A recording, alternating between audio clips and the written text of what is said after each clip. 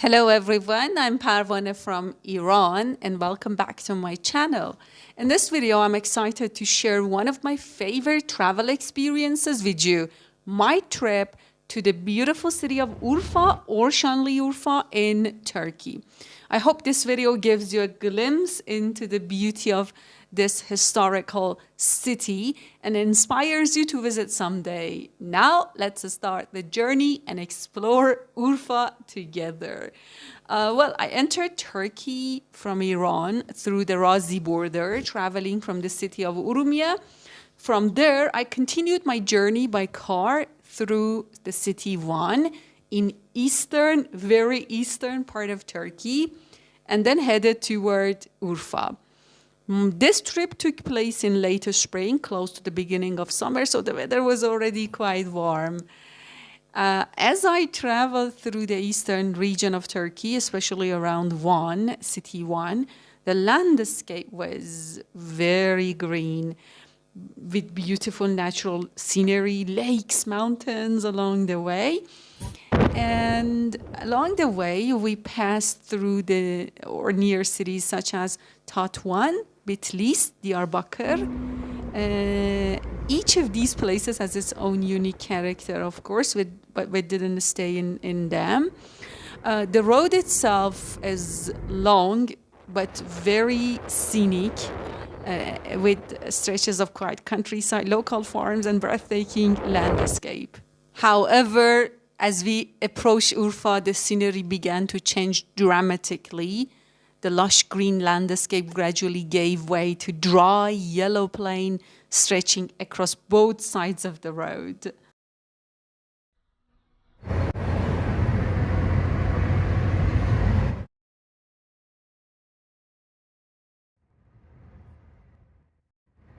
And finally, we reached Urfa.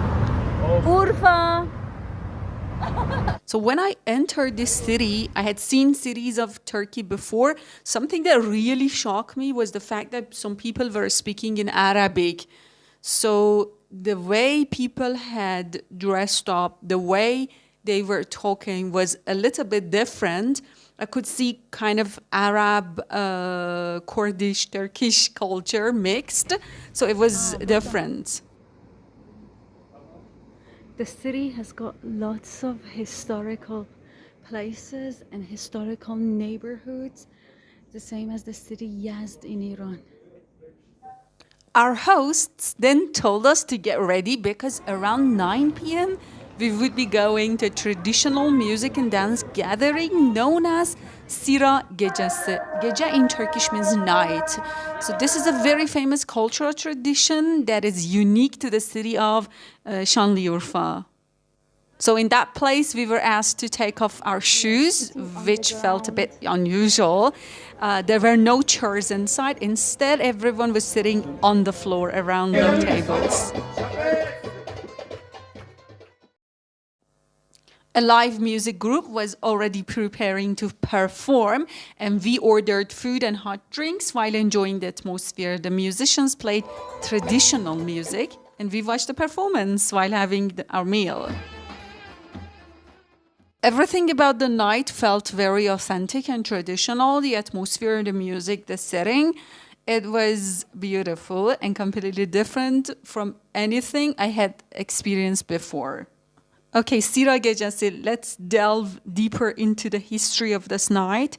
It started centuries ago, likely in the Ottoman period, as a way for men and the community neighbors, friends, craftsmen to meet regularly in rotation. So Sira means turn. Each week, the gathering was held at a different person's house, and why it has started to strengthen social bonds and friendship, to share music, poetry, and conversation, and to pass down local culture, especially folk songs, storytelling, and manners. Also to create a space for learning and moral guidance, especially for younger men. During Sira Gecesi, participants sing Urfa folk music, play traditional instruments like the bağlama, recite poetry, discuss life and community issues, and share simple food, most famously chi kofta. And over time, what began as a private community tradition became a symbol of Urfa's cultural identity. And today, Sira Gecesi is also performed publicly for visitors, but its heart remains the idea of friendship, respect, and shared heritage.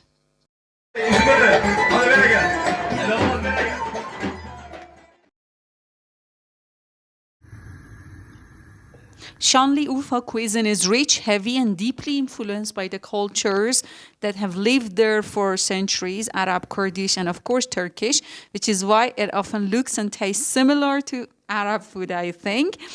Urfa food is known for being very meaty, oily, and rich, spice forward, but not overly hot. Another symbol of Urfa is Balıklı Göl or fish lake, and it is very famous. According to Islamic tradition, there is where Prophet Ibrahim was thrown into the fire by King Nimrud. So this is a very religious, historical place. This is a mosque. Well, to be honest, I found the city deeply religious. This city is often called the city of prophets because it is associated with Prophet Abraham and several other prophets in Islamic tradition. Religion shapes daily life, customs, and atmosphere of the city more strongly than in many other parts of Turkey, to be honest. Near Balıklı Göl or Fish Lake, there is a famous mosque called the Rizvaniye Mosque. It sits right beside the lake and it is framed by small surrounding hills, which gives the area a very spiritual and calm feeling. We visited that mosque and it felt closely connected to the sacred story of Balıklı Göl and Abraham, Prophet Abraham. The people of Urfa are generally very religious, and this is visible in everyday life. Women's clothing is more modest compared to Western Turkey. Head scarves and conservative dress are much more common. Well, I had 2 trips to Turkey, and during my trips, I noticed that people in Urfa or Şanlıurfa are different in a very positive way. They are extremely friendly, warm, and welcoming. They welcome strangers, greet them easily. They start a conversation and treat guests with real generosity. Hospitality feels natural and sincere, not forced here. Generally, Turkish people are friendly, but in Urfa, even more friendlier than the other parts. People in Urfa are very proud of their culture. I found this very different too.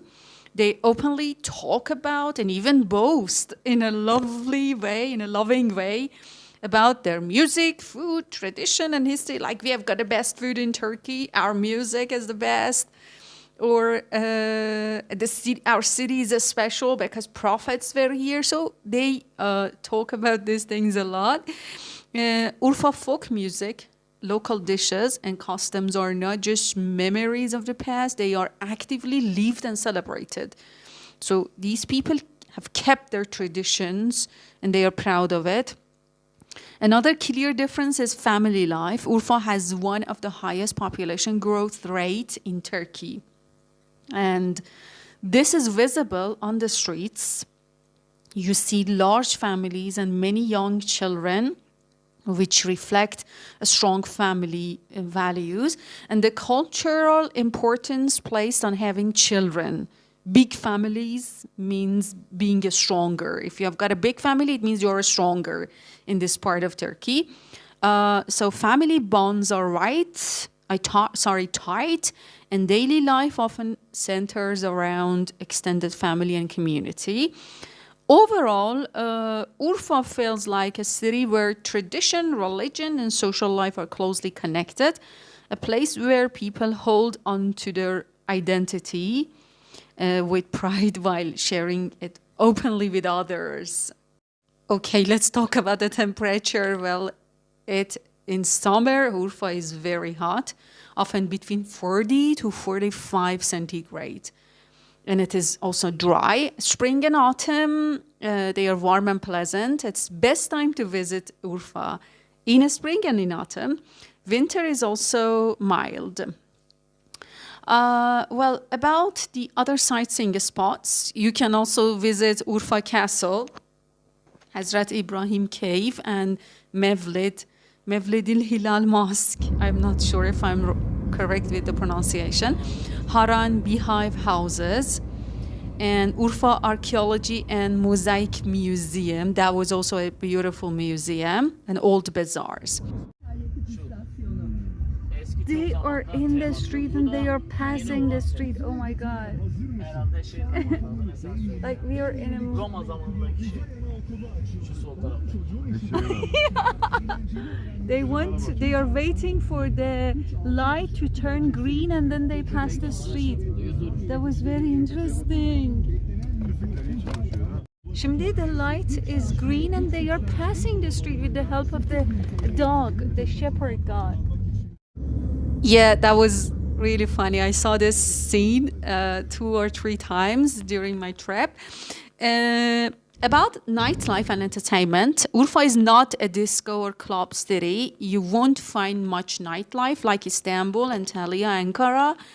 Discos and pavilions, they are very limited. Entertainment style is different in this city. You can have family gatherings, tea gardens and cafes, Sira gecesi, evening walks around Balekli Göl and sitting outside, drinking tea. So you've got lovely types of entertainment that I really enjoyed seeing these people doing such kind of things. What I loved about Urfa is the fact that entertainment in Urfa is social, cultural and family oriented, not club based. Well, on our 3rd day of our trip, we headed toward Göbekli Tepe. To be honest, one of the main purposes why I took this trip to Şanlıurfa was to see Göbekli Tepe. It was very important for me to see this. It is located about 15 kilometers, around 20 minutes from Şanlıurfa city. The road getting there is smooth and easy, passing through open fields and gentle hills. It feels calm and quiet. And honestly, it is hard to imagine that such a world-changing site is hidden in such a simple landscape. So we parked our car and then we entered the area.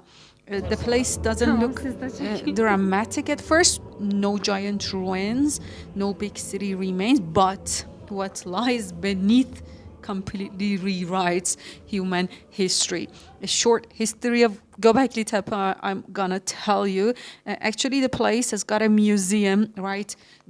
Beside the site, you can see a very beautiful museum.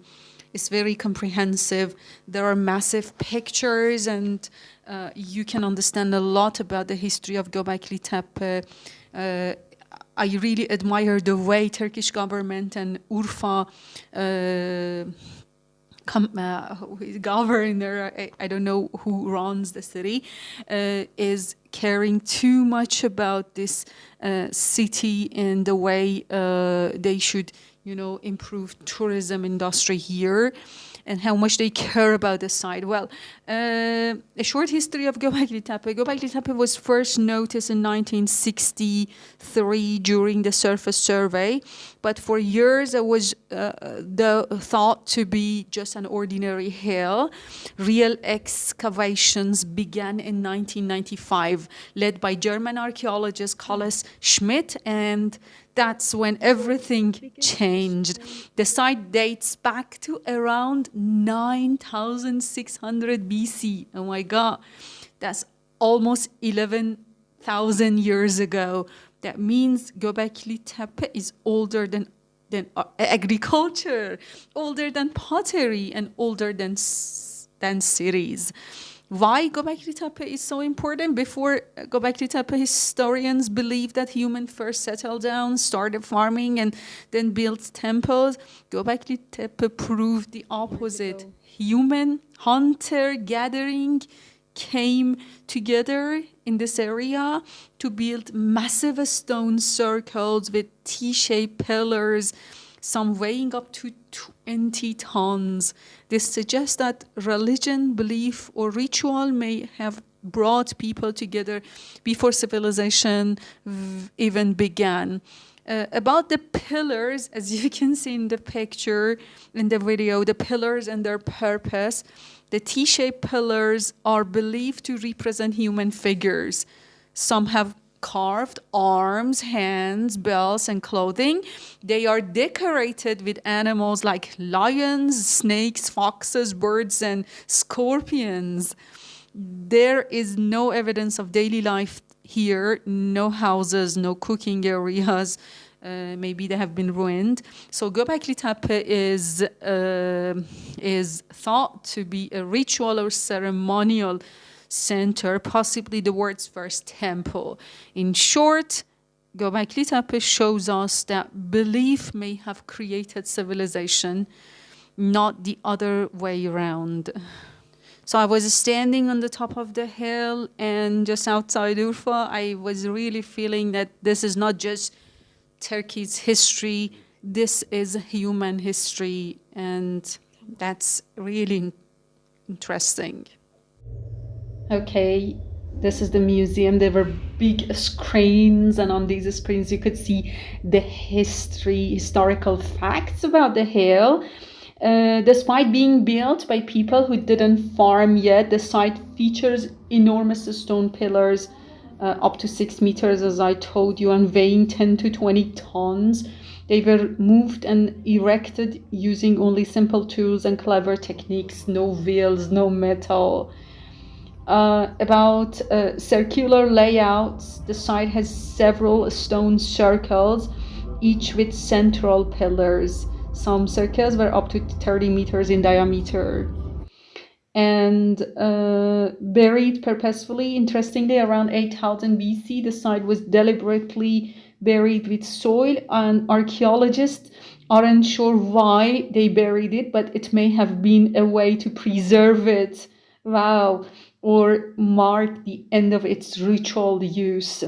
Religious significance, well, no evidence suggests people lived there, no kitchens, no sleeping areas. It is widely accepted as a ritual, spiritual, or ceremonial center, possibly where communities gather to worship, celebrate, or communicate with the spiritual world. Back to the city again, and another religious symbol of the city. There's a mosque called Halil Ur Rahman Mosque near the fish lake Balekli Göl in the historical center of Urfa. The mosque and lake together form one of the city's most important religious and cultural sites. It has got historical significance. The mosque is linked to Prophet Abraham, Hazrat Ibrahim they call him. According to Islamic tradition, this is the site where Ibrahim was born and where he confronted King Nimrud. Balekli Göl next to the mosque is considered sacred water, where the fish live and they are not eaten because they are believed to be holy. A year later, I traveled to Urfa again, but this time I was a guest of Rosa Transformers Company. It was a very different experience because we were traveling with international guests, including friends from Nigeria, Canada, Congo, Burundi, Iran, Turkey.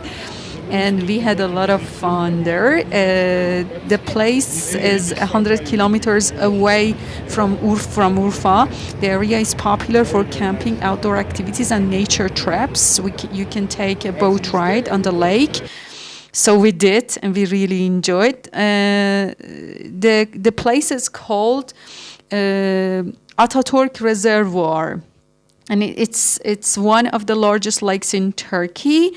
It's popular for its natural recreation area. So this is the Rosa Transformers Company site. I also visited the company and I learned a lot about transformers there with Mr. Amab and some other people who helped me have this learning journey as well. And in their office of the factory, I saw the tiniest transformer. Thank you very much for watching my Urfa adventure. I hope you enjoyed the clip and found the information interesting. Don't forget to check out my other videos to follow my travels to other amazing cities in Turkey and Iran. Take care. Bye-bye.